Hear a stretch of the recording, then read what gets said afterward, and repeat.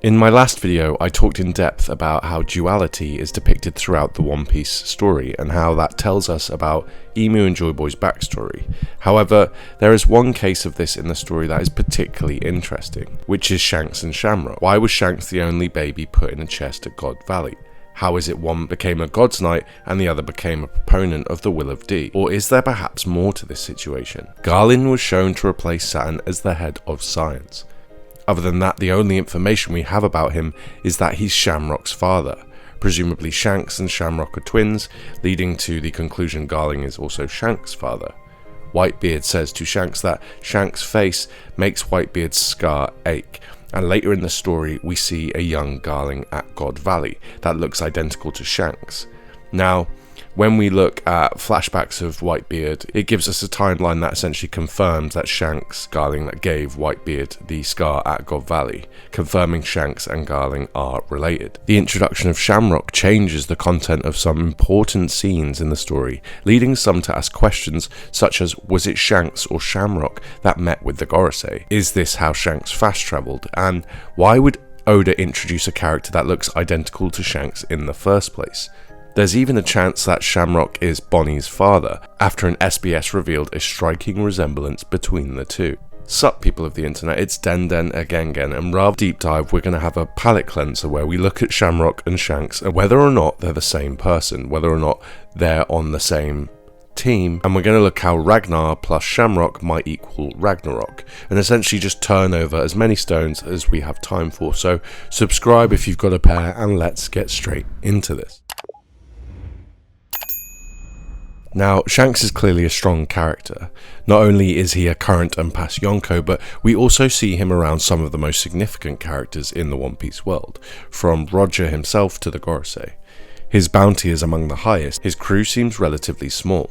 Shanks doesn't have a devil fruit, as with many of his crew members, which is testament to their physical strength, later suggested to be inherited as a blood trait for Shanks when the reader sees that Garling was the champion of the God Valley incident. Of course, his twin being the captain of the God's Knights, implies that he is also very powerful. Shanks was said to stop Kaido from attending Marineford, prevented a full-scale war and he has access to Marijois, so he has political strength too. Through volume 4 billion, the supplemental manga, alongside film Red, we discover some key information regarding Shanks' haki and some details concerning his crew.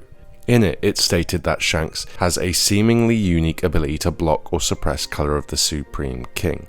Color of the Supreme King refers to Conqueror's haki and is unique to a few characters in the One Piece world. This could mean that Shanks is immune to other types of haki also, for example being detected by observation haki. In contrast to this, we can presume Shanks is pretty much top tier observation haki. In volume 4 billion, we can find some of the capabilities of his crew and even getting some comparisons in addition to some Viva card information. For example, Lucky Roo is said to be the quickest character in the world. He's the character that physically took the Gomu fruit off Who's Who's ship and was featured from the very beginning of One Piece. Also, he can supposedly catch bullets because he is so agile. Yasop is a high-level marksman, with observation haki stated to best even katakuris. So there's a brief overview of the more essential members of Shanks' crew, but what does this mean? Well, for starters, Lucky Roo being the quickest in the world means Shanks can't be quicker. So then how can Shanks have the upper hand on Roo enough to be his captain? It tells us that Shanks has solid observation haki. And we have a similar situation with Ben Beckman, because Ben is quick enough to catch bullets, as I said, and can strike from range, the counter to which again would be observation haki. Lastly, observation haki would allow Shanks to be able to get out of the way of Yasop's sharpshooting, so it's implied Shanks likely has top tier observation, significantly higher than most. Okay, so while Shanks is a strong fighter, can likely go undetected, and can probably detect others quite easily, he has an identical twin brother and a dad who sits at the Gorosei. These elements make for an interesting possibility that there's more going on that meets the eye initially. The reader can see Oda has leaned into the idea that there's two versions of Shanks, for example with Loki, who was tied to the Adam Tree by Shanks, and then later Shamrock arrives and offers to release Loki from the Adam Tree. This will likely play out further. For example, we might see Shamrock lose a limb, similar to Shanks. Shanks sacrificed his arm for Luffy, and it's not uncommon for characters to lose limbs, for example Neko, Inu, Kid, Kiros, Zeph, Aokiji and Croc, just to name a few. It's a crazy world we live in, one with Jack Dougherty's and Spooderman. Jesus Christ, what is that thing? Everyone wants to be the next Island Boy or whatever. Get there first, punk. Wait, am I Batman or am I Wolverine? Oh, screw it. AI is the next sensation, and come on down and learn how. Heard you like discounts and coupons. Click the link below and you won't regret it. Tea! We love tea. Drink some! And I bet my tea drinking ass that in a few years everyone will be using this beast of an idea. Fighting this is like fighting gravity, and who the hell does that? Use that perception hockey and see that we're right. Easy audio video upload, aspect ratios, style changing like Mega Man, you name it. Give yourself a custom avatar. Want subtitles? Take too many. The options are limitless, but damn! I'm sorry. Impress the homies? Filmora. Clubbing? Filmora. Stalk Taylor Swift? Can't help you. All jokes aside, here's some tips for budding creators. Step 1, drop that footage. Phone, PC, don't matter. Step 2, pick your poison and AI gets started with subtitles added. Step 3, flare. This is you customizing. Make it your own. It even comes with lip sync. Take advantage. After that, you can go to the full edit suite and min-max as much as you'd like and breathe life into your creation. Publish, and that's all, folks. Don't be the last one to get Filmora. John was the last one with Daenerys and he got banished. For reasons. Don't be John. Get Filmora and get creating. Now, without further ado, I place you back in the tiny hands of Din Din. A reoccurring pattern in One Piece is Luffy destroying a signature feature of the enemies, such as Doflamingo's glasses, Crocodile's hook, and Kaido's horn, so it could be that Luffy maimed Shamrock's leg, Shamrock's opposite in contrast to Shanks' arm. This is perhaps also foreshadowed by Luffy being the captain of the Straw Hats and Shamrock being the captain of the Holy Knights. Okay, so if Luffy's role is to bring the dawn and Blackbeard's role is to bring the dusk, then what is Shanks' role in all this? And the same for Shamrock. When Emu withdrew Saturn's life, Emu explicitly stated that allowing Joy Boy to escape is unacceptable, so the world government's agenda is to capture Joy Boy, ergo presumably Shamrock would want to capture Joy Boy too. In contrast, we have Shanks, who appears to facilitate the coming of the new dawn, so in other words, he supports Joy Boy. The imagery we've seen in the story of the Figurlam family so far gives a distinct villainous vibe, with Garling relishing the death and destruction at God Valley, and Shamrock essentially torturing Loki. Again, this is contrast by Shanks, who was shown to care for Luffy as a child, and potentially even have his own child with Makino. So again we see two different perspectives, likely defined by their upbringing, as is common in One Piece. So let's examine these childhoods deeper and see what we can learn. Of course, we have some ideas about Shanks' upbringing, since being 1 year old, he was put in a treasure chest at God Valley. From here, Roger brought him up as his protege, even passing down the all-important Straw Hat.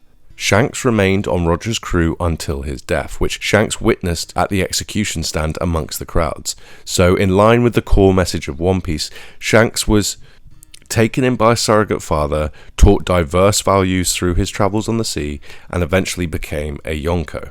The mystery instead comes with Shamrock. What happened to him during his childhood? Why was he not put in a chest at God Valley like Shanks? And how will he impact the story? This is where the fact they're twins tells us something key to their shared characters. Shamrock is clearly implied to have grown up under the wing of the world government. This is shown mainly by the fact that he is a God's Knight. Clearly, the world government holding him in high regard as the captain of the God's Knights shows Shamrock is trusted with the world government's ideals and agenda. This is in line with what we've seen in the story so far. For example, the children recruited by Carmel at Lamb's house can later be seen as agents as the world government. The most direct example is probably this young person, who is later seen at the God Valley incident, and appears to be the dragon-looking God's Knight revealed in Elbaf. Alongside Lucci, this determines how the hierarchy works. Being drafted at a young age, then entering Cypher Pole, meaning you have to master the 6 paths, which is then followed by joining Cypher Pole 0, which comes alongside an awakening, and finally we have the God's Knights, who Shamrock followed, who likely are blessed with the highest honour bestowed, which is extended life. I think it's likely Shamrock followed a similar path, which contrasts Shanks under Roger as a captain. One Piece readers are familiar with the term two sides of the same coin, something we see throughout One Piece, from more obvious examples such as Emo and Joy Boy, Blackbeard, Luffy, and also more subtle examples like the Mother Flame facilitating technological development and providing energy, but also featuring great destructive capabilities. We see deeper examples involve possession, or multiple people inside one person, such as Hakuba and Cavendish, and of course Blackbeard, which was highlighted in the infamous "them" quote. The motif of the two sides of the same coin is prevalent in One Piece, but if Oda's done this already so many times, why would we need to see another example with such an explicit Shanks lookalike? Why did Oda make them twins? I think it's because this will actually be a reversal of the two sides of the same coin motif. Rather than them being two opposite sides, what if they both represent the center? What if Shamrock and Shanks are actually on the same team, with their own special motivations aside from the world government and Joy Boy's agendas? Now, many long-term viewers know I've been talking about the kids at Big Mum's house for years and years and years, but we just had an absolute major lore drop that flips the entire idea on its head. Throughout our discussions about Lamb's house, we always used to say that Emu must have marked her subordinates, and Oda has actually now given us a physical manifestation of this, which he called the Mark of the Abyss. The Abyss refers to an ability used by certain members of the world government, which allows them to travel long distances and to summon others to their own location by using magic circles as a medium. The exact mechanism behind this, how this power functions, is as of yet unclear, but it is known that only those who have the necessary mark on them can travel through the Abyss. Those with marks cannot bring unmarked individuals with them.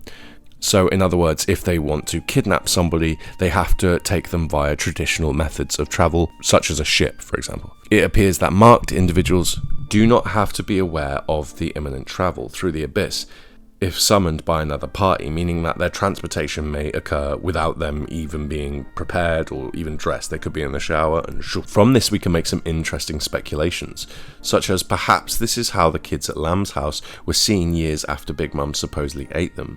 We know something terrible happened because an unnamed giant witnessed the whole situation and fled in horror. If anyone has any ideas who this unnamed giant could be, then drop it in the comments, because I have no clue personally, but I will show a picture of him on the screen. Anywho, the point is the children may have already been marked, and so once they were eaten, they returned back to Marie-Joie. This to me makes sense after what we saw with the Gorosei returning to Marie-Joie after their defeat, and it could be a part of the deal with the 20 kingdoms that Emu made, which would be that they have to provide one or more of their children in the service of the world government. So then, what's the Mark of the Abyss got to do with Shanks and Shamrock? Well, if the children of the world government are marked, then does this mean Shanks and Shamrock were marked?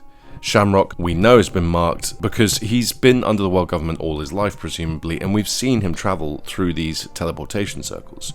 Shanks is far less obvious because, as we saw, he was displaced at the age of 1, and we also saw he sacrificed his arm. This would allow Oda, if the whole arm thing was about the Mark of the Abyss, then it allows Oda to give some solid context for why Shanks gave up his arm the way he did, despite the fact it was suggested originally by Oda's editor. Either way, presumably Shanks does not have the Mark of the Abyss, which may give Shanks more agency than Shamrock, something that could play a crucial role in Shanks and Shamrock's agenda. As a quick aside, this could lead to questions surrounding Garling and whether or not he lied to Emu about how many children he had in the first place, hiding Shanks in the hopes one would be free of the world government service, but I digress. Now, this is where the fact that Oda made them twins relevant. What is a super common trope that we see used with twins in media? If you're as old as me or Kureha, then you can think about a movie such as Parent Trap, which is where the twins switch places. This concept actually originated far earlier than Shamrock's reveal, and even led to a question during an interview whereby someone asked if Shanks was actually two people. Oda replied that Shanks' scar is sometimes incorrect, which could allude to the mystery being true, but adds that he sometimes forgets to draw scars.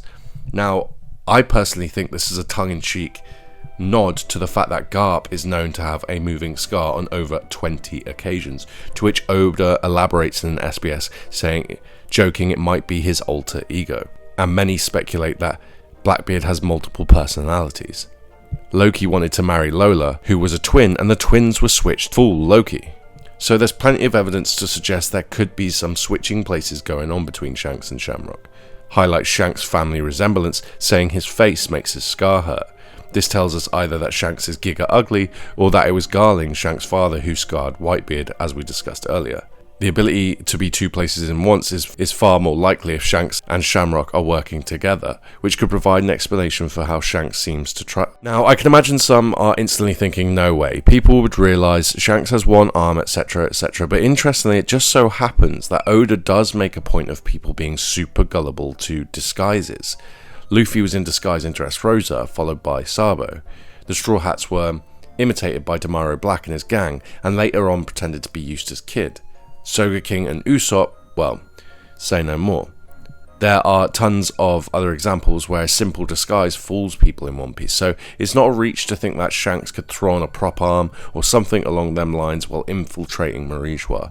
Or, in other words, I don't think Oda's going to see it as much as a obstruction to Shanks doing what he wants, pretending to be Shamrock, for example, which might have happened in Marijois, for example. If the two were working as one, it would explain how Shamrock would have known about Loki being tied to the Adam Tree, seeing as it was Shanks that put him there, and Loki says, same face, repeating the notion that Shanks' face is important. Shanks may have been tipped off by Shamrock about who was escorting the Gomu, which facilitated its theft. So one option is Shanks and Shamrock are working together. However, I think there might be another option, or at least another part of this, which is even more likely. For years, many of us theorized that Zebek was Shanks' father, which was boosted when readers discovered Shanks was found at God Valley. Since then, it's implied Garling is Shanks' father, as he is the twin of Garling's confirmed son. However, there may still be some crossover here. Zebek died at God Valley under mysterious circumstances, and in the same year, Hiralik discovered a special cure for a sickness of the heart. Subsequently, Hiralik sacrifices himself, instilling a strong will in his surrogate son, Chopper. I've talked about this in previous videos, but this tells us that at God Valley, Zebek sacrificed himself for some reason, and it seemed to have inspired Hiralik after presumably witnessing it.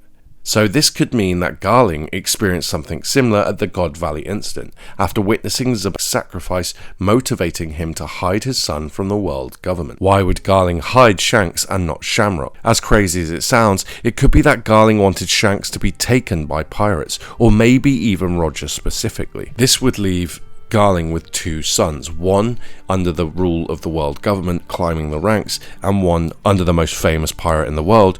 38 years ago, Roger takes Shanks by accident. 28 years ago, so 10 years later, Roger discovers he has a terminal illness.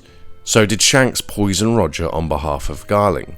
After all, Garling replaced Saturn as the head of science, so has ties to poison, and it may have been Shamrock that Ginny married. At God Valley, Garling was shown to kill a king, illustrated by the crown in the panel, and of course Roger was the king of the pirates. We see a panel where young Shanks hears Roger coughing and reacts frightened, and asks if he's okay, perhaps hinting at some deeper concern from Shanks. Young Orochi was manipulated into Sukiyaki's father, ultimately killing him, and Dofi shot his father at 10 years old, strongly implying this could be which is the same age Shanks was when Roger found out he was terminally ill. Context as to why Shanks was sobbing, regretting his decision, as we saw with Whitebeard and the whole traitor scene in Marineford. Perhaps this marked a turning point in Shanks' allegiance to his father and twin brother, deciding instead to secure Roger's will. I just want to point out, off the script at this point, that is such a huge thing. If Roger's sacrifice, if Shanks was destined to kill Roger as a child, but Roger's sacrifice then liberated this child from that service and from the world government service or from Garling's service, and instead then Shanks makes his own choices, then that would completely embody the whole message that Oda's going for with One Piece. And of course, Shanks and Roger are so central, so to have that directly, obviously Shanks inspired the whole pirate world, but to have it so directly inspired into a child would just be chef's kiss in my opinion. This turn in agendas is also seen with Dragon as well, who told us that at some point he worked under the Marines, and now of course he's the head of the Revolutionary Army. If Roger did in fact know that Shanks was under the influence of Garling, then it would make sense why he would not allow him to have gone on to Laugh-Tale. But there is something way spicier with that. Remember, Shanks gave Barto to Luffy. Not only might this be foreshadowing for what we're talking about here, but Barto drank it and was absolutely fine. At the time, we speculated in a video that the potion may have something to do with Laugh-Tale, and if Luffy would have been the one to drink it and then go to Laugh-Tale, then he would have succumbed to a terminal illness. So why do I bring up that Barto drank it? Well, because this could imply that Shanks couldn't go to Laugh-Tale because he had handled the poison, and Roger knew this, leading him to ensure Shanks stayed behind. Evidence for this is seen in Shanks' closest companion, who at the time was Buggy, who did get sick, so maybe Buggy had been contaminated by Shanks playing around with this poison. The narrator asks, are they best friends or are they mortal enemies? Adding to the idea, and even uses the word mortal referring to death, aka terminal. Roger was shown to cough up blood, and it's at that same time Buggy gets sick, so this doesn't look too good. And also, as a quick aside, this could be evidence that if this is the case, Shanks has some sort of immunity to poison, which fits the whole Garling being the head of science and his father, right? Maybe like Shanks is part experiment or clone, as some people speculate. Now jump forward a few years, Shanks makes a bet sacrificing his arm, which is not only him saving Luffy's life, but potentially, as I mentioned, him sacrificing his own mark of the abyss, symbolically severing any ties with his father's agenda. So Shanks has gone over to the other team, let's say, leaving Shamrock under the world government, or at least as far as it would appear. Oda stated that the red hair pirates will be fighting alongside an unlikely ally. So does this mean Shamrock might also come over to the good side? Or perhaps he's already working alongside Shanks in a secret fashion. Now, Shamrock clearly has a role to play in elbaf. Loki's weapon was revealed to be Ragnir, which brings down lightning. Shanks' blade sets on fire, both of which are the weaknesses for the Adam Tree. If Shamrock has a similar fiery sword, then Ragnir and Shamrock might give us Ragnarok. This is more likely than Luffy's fiery red rock against Loki's Ragnir, in my opinion, but perhaps they all three strike each other to make Ragnarok. After all, we don't know how Luffy will be able to tell the difference between Shanks and Luffy and Shamrock, and while he detected Shanks via his haki before, Luffy can be gullible and could initially presume Shanks has grown back his arm, or some dumb ish like that, right? An important characteristic that tells us a little bit more about Shamrock is, while Garling is called Saint Garling, Saint Figolin Garling, Shamrock is just Figolin Shamrock. Now, other holy knights are named saints, so this is unusual, and it isn't likely just down to the fact that he's the captain of the holy knights. Garling is a saint, so it can't be the fact he's a Figolin. Garling is a saint. As we said, Garling is a saint, so it can't be the fact that Shamrock is a Figolin. So the key here is most likely the mother. Shanks and Shamrock probably are not legitimate full-blooded celestial dragons, but instead half D-clan and half celestial. This is highlighted by Oda via the red shades of hair throughout the story as a big indicator. The fact that Oda often highlights Shanks' red hair throughout the story is a big indicator that this is a clue as to who the mother would be. Further evidence is that Shanks is not actually his name, so Shanks' birth name may play a role in revealing his mother's identity also. Now, I know it would be super nice if we could all go on and discover who Shanks' mother is and how she plays a key role in everything, but my personal feelings are that she is yet to be revealed. I think that's because she plays a bigger role in other characters. For example, what if she's the mother of another important character as well as Shanks and Shamrock? Just hypothetically, for example, Luffy, making them brothers, or perhaps Kid is that sibling, finally giving us context on Kid's obsession with Shanks. Okay, anyway, that's all we've got time for in this vid, but hopefully this had stirred some thoughts and curiosities within the noggin, in which case write some of them in the comments and let me know. Any feedback is good, so holler at your favourite snail and we'll keep improving. If you made it this far, you've just won some rainbow stones. So let me know in the comments where you want them delivered and I'll plop and drop them to your doorstep. Now, I got to go feed my Sarlacc, so you stay classy, San Diego.